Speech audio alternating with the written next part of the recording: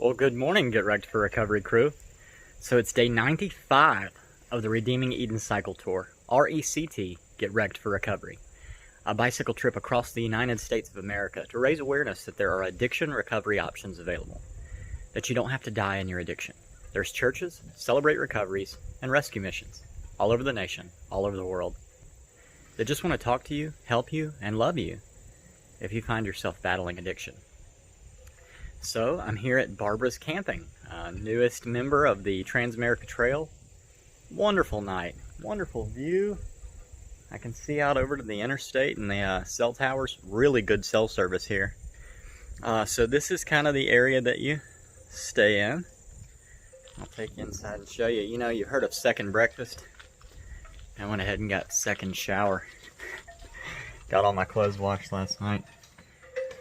But yeah, so it's just a downstairs room here. Got a bed.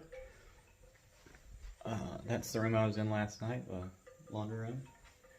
Bathroom, shower, refrigerator. So she has like cold drinks if you're thirsty when you get here. And then she's got coffee for you. Yes, whenever you get up and start moving in the morning. It is about 9:41 right now. It's not about 9:41, it's 9:41 right now. So I'm getting a little bit of a late start, but it was pretty chilly this morning. And Chad, who was my roommate last night, got up at like 4:30 and got on the road. So I didn't I stayed up late last night working on cutting and editing the video, and then, you know, he kind of, I was aware that he was moving around this morning. But he did very well as far as just, you know, being quiet as a mouse. But so Chad, interesting story about Chad. When he was 12 years old, his entire family did the Trans-America Trail. The entire thing. No breaks, you know, like they did the whole thing. And he had two older brothers that were, I think, 14. Then him. And then his mom and dad. And he said his two older brothers just kind of kept the pace. He'd fall into the middle, and mom and dad were back behind. And he said that was like, there were no cell phones. And I was like, you should see my Wisdom, Montana video. But he said, you know, at 12 years old, sometimes my brothers would be so far ahead and my parents would be so far behind that I would just stop and wait for somebody to show up. And I was like, that sounds so dangerous, but so cool. And so later on in life, his father and him did, I want to say the whole thing again. If not the whole thing, at least large portions of it. And so now he is just cycling from, I want to say, East Coast somewhere, like Virginia area, over to Arkansas. So he's only taking a little part of it. But yeah, it was cool to hear his conversation about, you know, 12 years old, because I want to take my kids, of course, to do this, but I'm still trying to figure out what's an appropriate age. And he did say 12 was a little young. He said he didn't know, like, any better that he needed to quit or not. Like, it was what he had to do, so he did it. And he said, looking back, the whole family is kind of even like, how did we even do that? So, yeah, main concern being traffic. Even I've had some close calls. It's scary when people, you know, like, it's only happened once or twice, but yell at you, or you feel something go over your shoulder into the woods that they've thrown out of their vehicle. And then RVs, of course, and their mirrors, and then being in roads with no bike lanes. I mean, you know, all it takes is somebody drinking just enough or doing just enough drugs to be not aware of what they're actually doing driving a vehicle, and not being aware of a cyclist, and that ride's over with. So yeah, I definitely want to do that, but I'm still trying to pray about, you know, what age to do that with them. Definitely want to take my kids. Would love for my wife to go and just explore the United States on the Trans-America Trail again. It's not something that, you know, you want to keep to yourself. It's hard work, but if it wasn't hard, it would be easy and everybody would do it. So the hard work makes it worth it. Anyway, it feels pretty good outside. I've got my jacket and my little beanie on standby. So hopefully I don't have to wear them. But I'm going to try to make it like 45 to 55 miles. There's like 2 campgrounds around those mileages. And the second one actually looks a lot cooler to stay at. And then that would make my Sunday better if I go to church, where I'd only have like 30 miles to go to get to Clay, Kentucky. So this should be my last official day in Illinois, Lord willing. But yeah, I'm gonna get on the road, and you guys will see more of that right about now.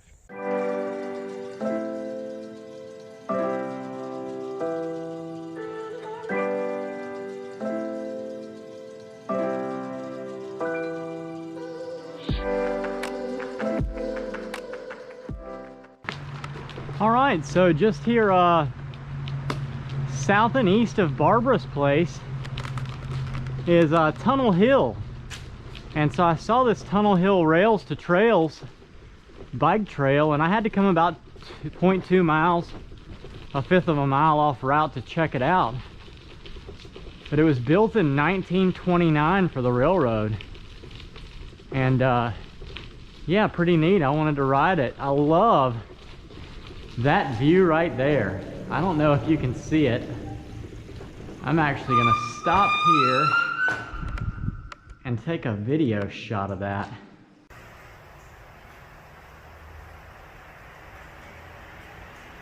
Beautiful. I don't know if you can tell, but like the trail continues straight. There's no light in here at all. Wow, this is super dark. I don't feel like I'm moving. Oh, this is the strangest feeling in the world. I can't see what I'm riding on in the middle here, and I don't feel like I'm moving. I just feel like the hole is getting bigger. Oh, that is the most strange feeling. Okay, now I can see the ground again. Oh, that was weird. That was one of the coolest experiences on a bicycle I think I may have ever had. So cool. Anyway, this trail goes north and south, and I am going east and west, so I cannot take this trail as much as I would love to. This is like a 50-mile long trail, and I would love to ride back up here one day, or in a vehicle, and take my bike off the vehicle and ride this trail. Because I don't know if you can see it, but the trail just goes straight on forever. And I can see like this tunnel of trees that just closes down to a pinpoint of darkness. It's kind of the opposite of the trail in Polk, Florida, where I could see the tunnel of trees that kind of focused on a pinpoint of light. But yeah, totally gonna take the picture for the beginning of the video here. Geez, this is gorgeous.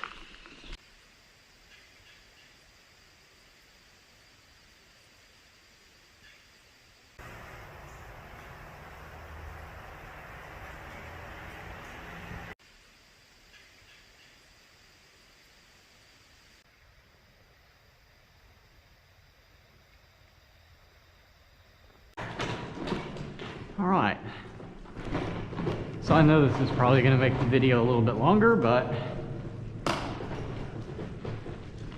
definitely wanted to do this one more time.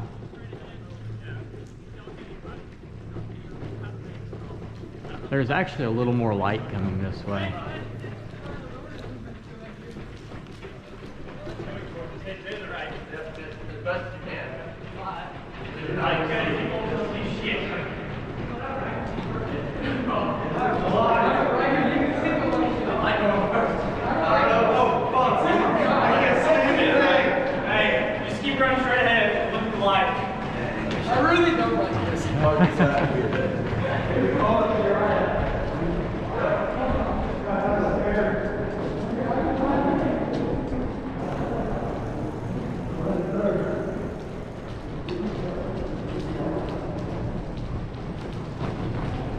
So yeah, unfortunately that was it.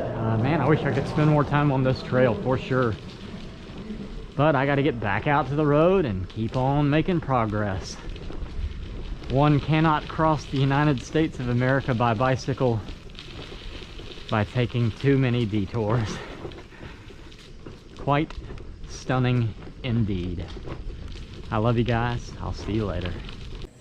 Alright, so after Tunnel Hill, I got coming down the road here, and I saw Cedar Lake Campground. And so I saw that they had like a little store, you know, campground store. And I swung in and I got a bag of chips, some Reese's, and like Dr. Pepper, and some snack cakes. And I was talking with the woman who owned it. Her name's Jerry. And so we just had a brief conversation, handed her the sticker, came back out. I'm sitting out front. I asked her if I could use their Wi-Fi. She said sure. She brought out all kinds of supplies to ask me if there's anything else I needed. So cool. So very cool. I am just stunned at God providing. She was even talking about it. She said, isn't it amazing how he just provides just what you need over and over and over again? And it really is. So thank you so much, Cedar Lake Campground and Jerry, for helping me out with the journey. I really appreciate you. God bless.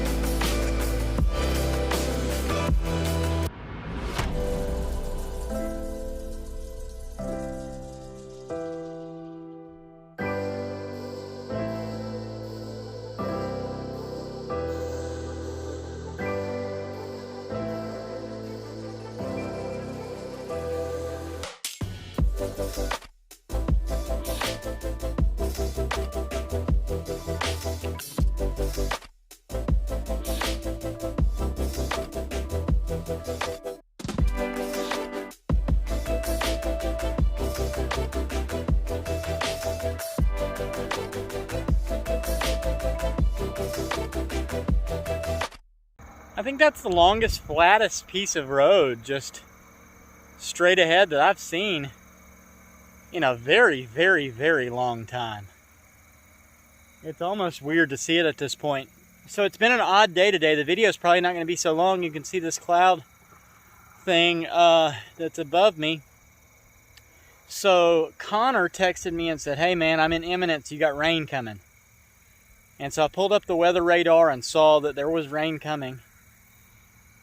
And so instead of going up into like Eddiesville, I think is the name of it, and then round and down and 2.5 miles north of Golconda, I just went ahead and took like 2 highways, 145 to 146, to get there a little bit more quickly. And it gave me a chance to be at some shelter there at the state park or national forest park that I was at.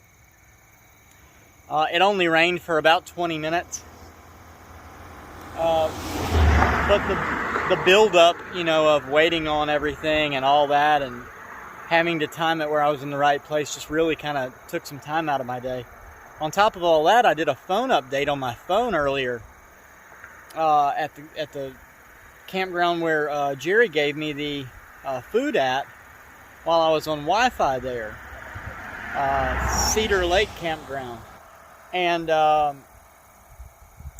clicked update in my pocket and it tried to update and the battery died while it was doing it. Like it was not good.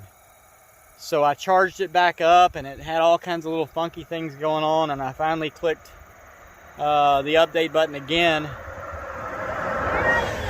and it finally updated, but then it just crushed my battery power again, so I had to charge it again. So a lot of today has been like not able to film very much, but it just bees that way sometimes. So anyway, I think Golconda is at the end of this stretch. It looks like it, so I'm headed that way, and then I'll have to find somewhere I can camp tonight because it's getting pretty late. It's 5 o'clock now, but I'll figure it out. But either way, you guys will know more of that right about now. I think this little guy got hit by a car. He's not doing so hot.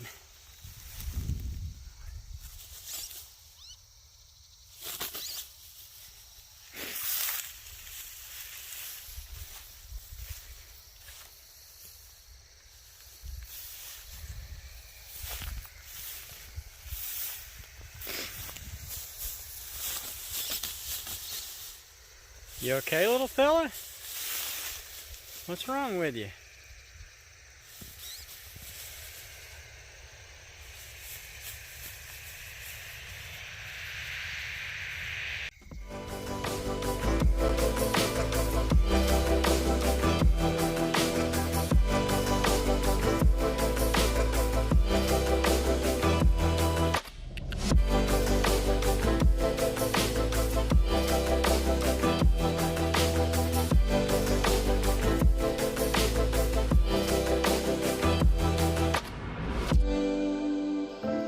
Alright, so I made it to Golconda. When I got into town, I stopped by the gas station and I just kind of sat there and asked, is there anywhere that I can camp here? And several people were telling me all kinds of state parks 8 miles away, some of them that I passed, 10 miles back. Finally, somebody was like, I think you can camp on the levee. And there's some RV spots up there with electrical. And so I said, okay. And so I finally ended up calling like a restaurant and lounge that was down here on the levee, and I was like, I need dinner. Is there somewhere that I can camp on the levee that's close to where you are? And she said, I'm sorry, we don't, serve customers right now unless they're part of the hotel, unless they're staying there. And so I said, well, I can't do that. What about camping on the levee? She said, I think there's a pavilion down there. Just, follow the pedestrian trail. And she said, I'm pretty sure that people, do that. And so I said, okay, cool. So I went into town and I stopped at one of the restaurants in town. I can't remember the name offhand now. I think it was like Divers Down. And had this buffalo ranch chicken salad. So good. I think I spent like $18.13, and that, including the tip and all. And so I was like, well, I guess I'm going to go ahead and make my way over here to this pavilion. And I walked out the door, and Bob Maynor was sitting outside at the table with his family, wife and 2 kids. And so I was like, grabbed my bicycle off the picnic table that was out front, and he was like, where are you riding to? And so I kind of told him a little bit of what I was doing. Handed him a sticker, and he was like, we used to work for the Methodist Church in Goreville. And I said, oh, cool, that's the one on the bike map. Chloe and Paula told me that, they were closed because of the COVID this year. And he said, yeah, we go to a different church, up the road now, so we don't get to see it anymore, but we've seen, hundreds and hundreds of cyclists. And I said, well, that's so cool. Thank you so much for, being the church. And he ended up giving me $20, paid for my dinner. God is so good. Over and over again, he's faithful. What a incredible day.